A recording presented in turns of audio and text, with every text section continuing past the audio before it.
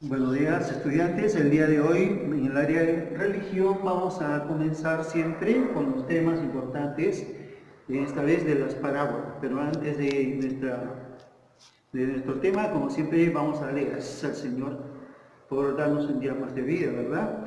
Todos conmigo, en nombre del Padre, del Hijo y del Espíritu Santo. Amén. Repiten después de mí: Señor, en este día que me das, quiero darte las gracias. No merezco que tú te fijes en mí, pero como tú siempre nos dices, yo vengo por los enfermos y no por los sanos. Gracias, Señor, haz de mí según tu voluntad. En el nombre del Padre, y del Hijo, y del Espíritu Santo. Amén. Bien, queridos alumnos, el día de hoy vamos a trabajar un tema muy bonito que tiene que ver con lo que el Señor vino a hacer aquí con nosotros en este hermoso planeta llamado Tierra. Y se trata justamente de las parábolas. ¿Qué podemos decir de la parábola? Primero, que la parábola, el nombre parábola, viene de la palabra griega parabon, que significa semejanza. ¿Eso qué quiere decir? Que es una comparación que se da entre hechos. Y esta comparación que se da entre hechos, Jesús siempre lo hacía, lo usaba mucho en el tiempo que estuvo en su vida terrena aquí con nosotros, ¿no?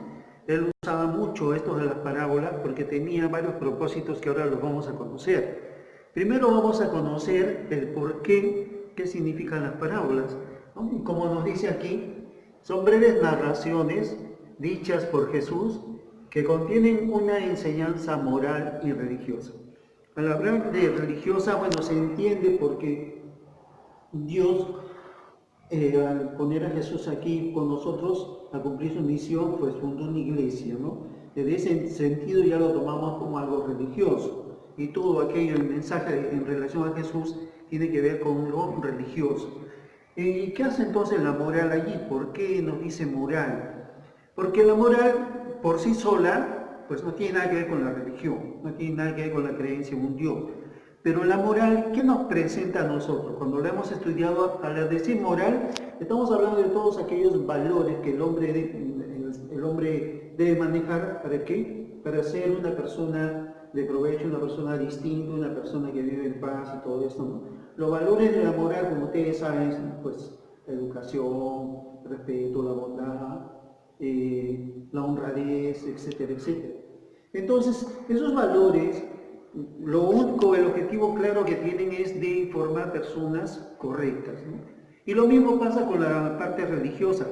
Dios quiere formar personas correctas, personas adecuadas, personas que tengan toda la intención de vivir en paz, en armonía unas con otras.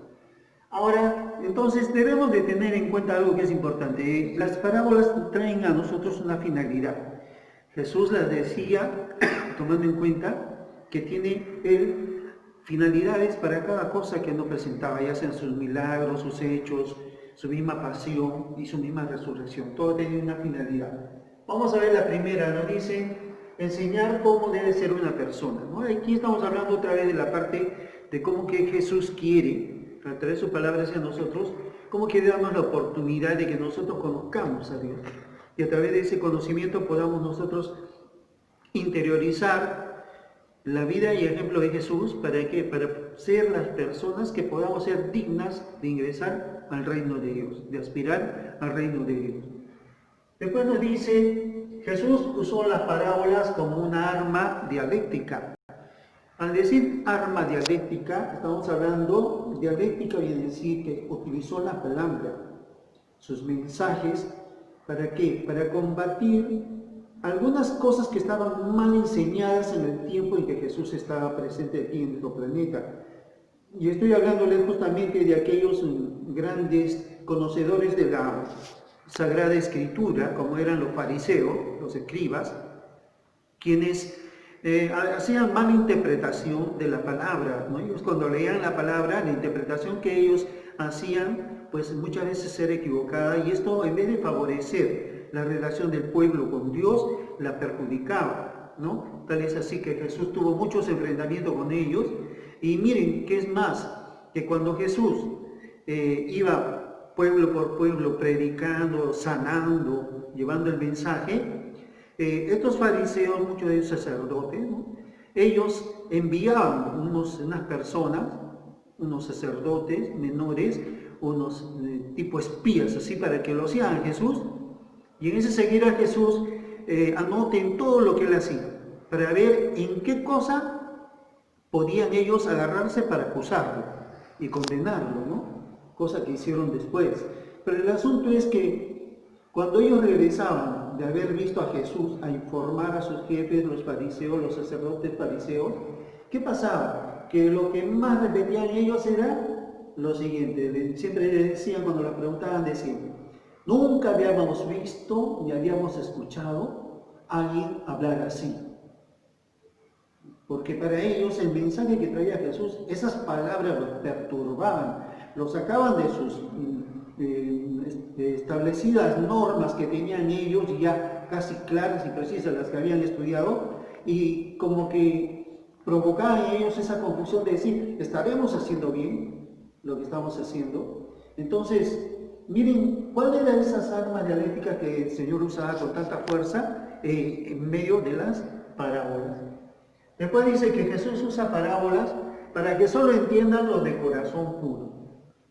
¿Quiénes son los de corazón puro? Los de corazón puro pues son aquellos que no necesitan conocer mucho lo que es la palabra de Dios, que no están ahí metidos tratando de investigar por qué será cierto que Jesús es el hijo de María, será cierto que María tuvo más hijos, será cierto que la Biblia estuvo escrita por la mano sagrada de Dios, será cierto que todos los libros de la Biblia son libros sagrados, faltan algunos libros, los sacramentos serán verdad. Entonces, todas esas situaciones no en sí no nos van a acercar tanto a Dios, porque en el fondo de repente, como el Señor nos conoce también, lo que está involucrando es una satisfacción personal para recién poder entrar a la fe. Y lo que Dios quiere es al revés.